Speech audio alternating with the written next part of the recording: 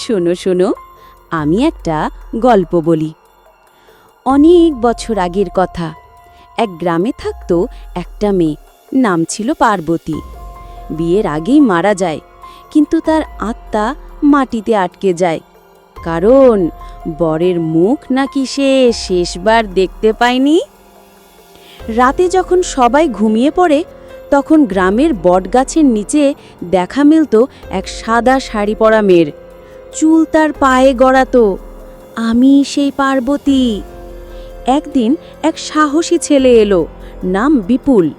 সে বলল, তুমি যদি ভালো মেয়ে হও তাহলে আমার সাথে কথা বলো। আমি হেসে বললাম, ভালো মেয়েরা কি রাতে ঘুরে বেড়ায় বলো? তখন সে পালাতে পারল না, কারণ আমি চাইছিলাম একটা গল্প বলার শ্রোতা। তখন থেকেই আমি গল্প বলি, যারা শোনে তারা আর ভুলতে পারে না। তুমি তো শুনলে, এখন তোমার পালা। আমার মতোই গল্প হবে। কি মজা!